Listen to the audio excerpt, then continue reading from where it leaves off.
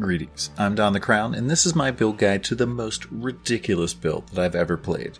This is the build that I started clearing tier 16s with a Delirium Orb on the first day of the league, with a shoestring budget, and now I've pumped some serious currency into it to take it to a staggering 170 million plus DPS build. Yeah, that's right. In the background, you'll see some video of my current character in the endgame, but don't worry, we'll walk through how to take this character from budget to godlike.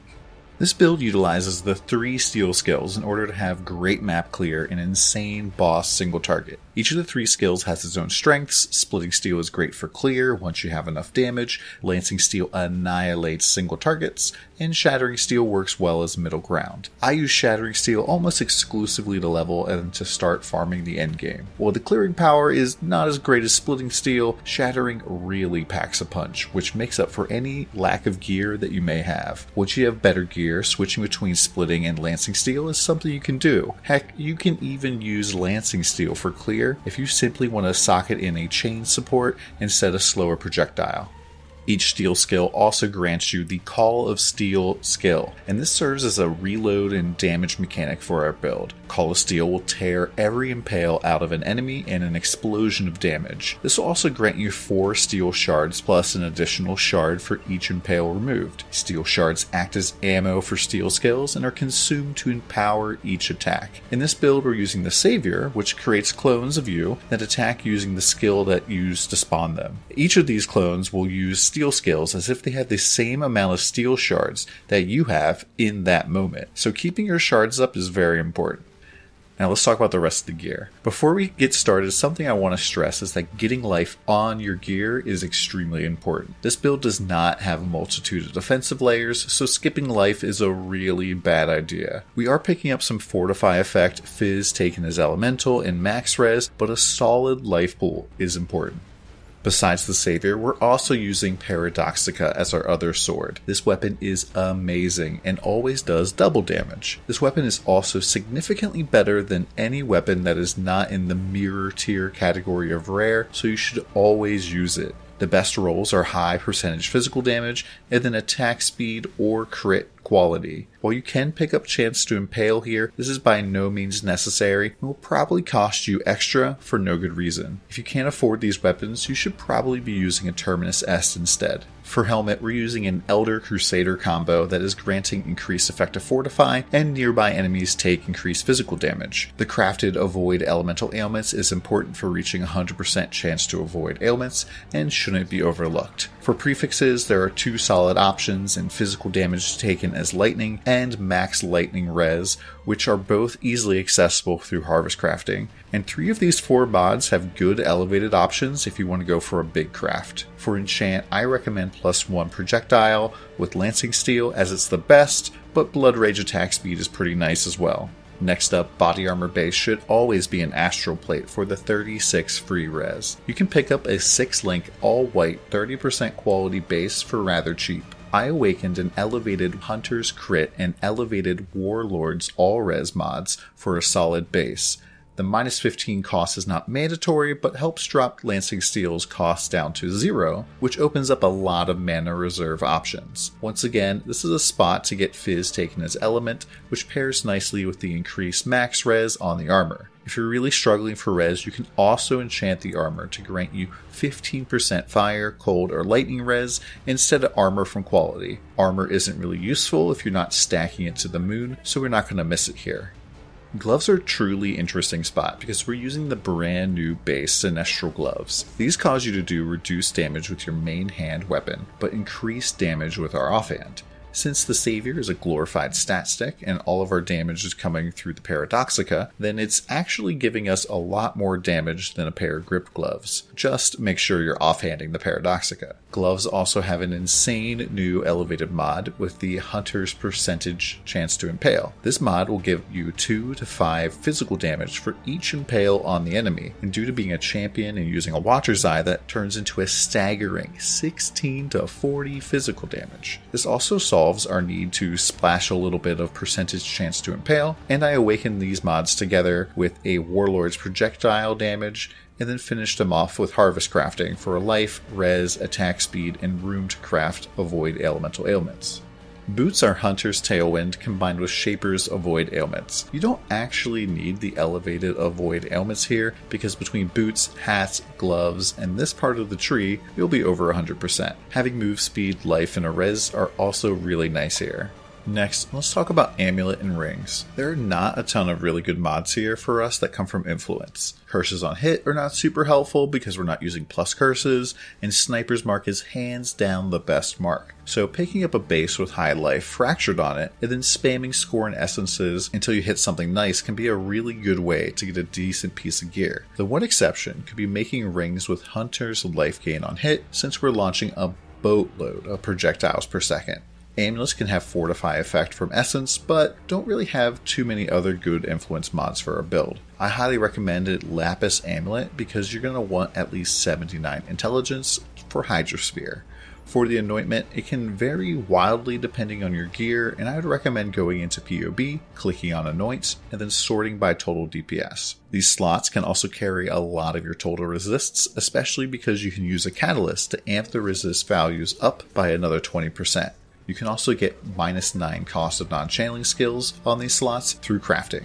Belt is pretty straightforward, a Reslothus coil with max more damage and min less damage, with Abrasive Catalyst outperforms everything but mirror tier belts. There's not really a ton of good options for enchants, so I wouldn't even really bother. If you can't afford this belt right off the bat, then the Nomad is a solid replacement, but it's missing life. For flasks, having a diamond flask is hands down mandatory. Dying Sun and Bottled Faith both add a considerable amount of damage to the build and should be picked up rather early in the investment phase. I round out my flasks with a Seething Divine Life Flask of Staunching and a Surgeon Stibonite Flask of Warding. For jewels, having a Watcher's Eye with +2 impales is a massive damage increase and quality of life increase. Since your impales will last longer, you'll have more impales on the enemy, which allows you to gain more steel shards when you use Call of Steel against single targets. I'd recommend using a Lord of Steel jewel or a large Thread of Hope here. Thread of Hope is really more for endgame bossing setup though, as the big damage numbers boost you get from Panopticon only works when your Protector Totem is active, which isn't normally a thing while you're mapping. Rare jewels, you're looking for life and as much crit multi as you can possibly get. As of right now, none of the cluster jewel setups really interest me too much when comparing them just to the base tree. Speaking of the tree, let's go over it real quick. I'll include a couple different PoBs in the description for leveling and whatnot, but you'll notice that we're going all the way up to the shadow section of the tree. I think this is super strong, especially since steel skills don't count as melee, so they don't benefit from any of the melee damage or crit nodes you'll find on the left side of the tree. You want to make sure that you're getting 100% chance to impale from a combination of passives, gear, and support gems, and how you go about doing that might vary depending on where you are in the build. For bandits, I killed all. Lastly, let's talk about skills. Your main links are going to be Steel Skill, Brutality, Vicious Projectiles, Impale, Maim, and then either slower projectiles or chain depending on if you want to boss or clear. If you're using Life on Hit Rings or Watcher's Eye, then you probably want to go GMP as your last link, but for me it lags me out pretty bad. For auras, I'm using Pride, Herald of Purity, War Banner, and Precision. You probably won't be able to squeeze in a very high level precision without a lot of minus cost, so don't feel like you have to use it. I run a cast from damage taken setup that generates power charges from Power Charge on Crit, Stormbrand, and it also casts Flesh Offering, which helps survive against porcupines and things that have on death effects. Lastly, Steel Skin on left click is a pretty solid way to get some occasional mitigation. Enduring Cry can grant some endurance charges and healing in spots where you may run out of flasks. And then there's Berserk. Berserk is kind of interesting addition to this build because we only use it against big bosses. Before a big boss, I will weapon swap to this setup. This allows me to use Chain Hook to hit the Hydrosphere that is triggered by my weapon. Every time you hit the sphere with Chain Hook, you will generate 1 rage, and this also works for Frenzy and Frenzy charges. So before a boss, like Maven, I will rage up, which happens about the same time as it takes her to finish talking, and then be able to pop Berserk for the boss. Since Berserk lasts about 7 seconds with no rage input, that's more than enough time for me to burst down Maven. Also, Champion gets Adrenaline when they go below low life, so I can use Blood Magic Skitterbots to trigger Adrenaline before the fight. All you have to do after that is weapon swap back, Health Flask, Enduring Cry, and you're back to full and ready to do massive damage to the boss. Note that in the PoB, I have Berserk enabled, but I'm not counting any rage. I also have Frenzy charges active, and 2 power charges from the shield swap, and Adrenaline of course. Alright, let's talk leveling real fast. I leveled up using 2-handed swords and Splitting Steel until level 12, where I started using Shattering Steel. At level 14, you can equip Shiver Sting, and that will pretty much carry you until level 51, when you can equip Terminus Est. Terminus Est in a 6-link chest is basically all you need to start blasting tier 16s. It's insane. Here's a quick peek of my day 1 tier 16 gear, and you'll see that it's not much, but it works. From that point, I recommend getting some minus cost jewelry to help out with your mana, and then grab a Resloth's Coil and some fancy flasks. If you're still using Shattering Steel, the Dying Sun doesn't really help that much compared to the Coil and Bottled Faith, which are both just amazing. Terminus Est will carry you really far, and you'll be able to do most of the endgame with ease with this sword. Once you've gotten up to this point, you can think about picking up a Savior and a Paradoxica, both of which are rather cheap for how effective they are. Switching up your talent tree from 2-handers to dual wield is relatively painless as well, and from this point getting more damage is mostly a factor of what's going to give you the best returns for the cost. While big elevated impale gloves might be massive damage, hitting any elevated mod costs on average 2 Maven's Orbs, and is a bit of a gamble. Instead, it might just be smarter to save up for things like Watcher's Eye or even better jewelry. If you want me to put together some crafting guides for the gear of this build, let me know in the comments below. Now for some rapid fire frequently asked questions. When do you use each of the steel skills? Well, I used Shattering Steel almost exclusively to level. Splitting Steel though, once you have the damage, just feels amazing for clearing. I just switch in Chain for slower projectiles, and then you just can just throw it and it chains all over the map, killing everything. It's especially really nice on rituals where you can just target the middle of the ritual and just attack while not paying any attention, call a stealing occasionally, and it's pretty great. Lancing Steel you can use for clear as long as you have Chain, but you kind of have to aim it in the right direction, and Splitting Steel is just really brainless. Lancing Steel though is hands down the best bossing skill in this entire build. It just does so much work, so much damage, and especially if you have your Savior reflections on top of the boss doing point blank damage, you can just annihilate bosses so quickly. Can I make this build on X Ascendancy instead? I mean, sure, I've definitely seen some Deadeye people out there right now, but Champion is just so stinking good for this build. And the reason for that is Fortify. You have guaranteed 100% Fortify all the time. You don't need to worry about proccing it or leap slamming on anything. You just have Fortify, period. And that is just so incredibly strong. Can you do this on a budget? Yeah, absolutely. You don't need almost any budget at all to get started with this build. I basically skipped from doing white tier maps on day 1 all the way up to tier 16s with just a Terminus Est in a 6-link using Shattering Steel. It's really strong. Highly recommend it, and it's just really insane.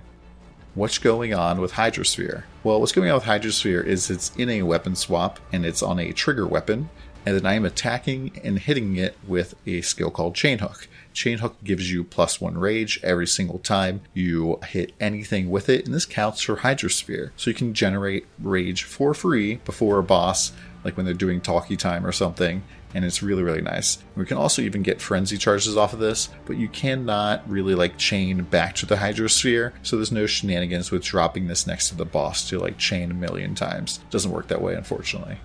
Can you use a Headhunter with this? Yeah, absolutely. You can use a Headhunter with this particular build. As it's a physical projectile skill, that's typically a pretty good candidate for using a Headhunter. You probably would want to drop Brutality. The only real big downside is definitely for terms of clearing, you're probably going to be using Splitting Steel almost exclusively. And the reason for that is because the faster you attack, the faster you're going to burn through your steel shards, which means that you're probably, if you're not using Splitting Steel, you're probably going to be running out of shards very quickly when you get some of the very speedy buffs.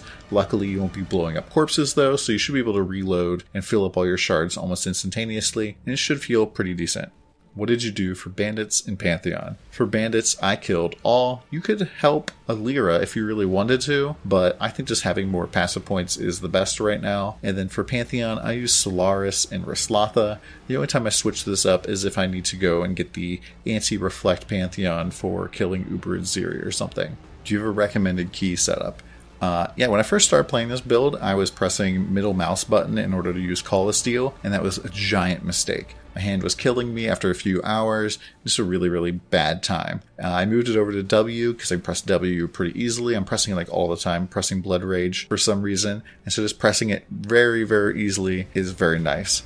Pretty much I would recommend putting your Call of Steel somewhere where that you can just press the button with very low energy. You're not going to hurt your hands from spamming this button because you do end up pressing it quite a bit.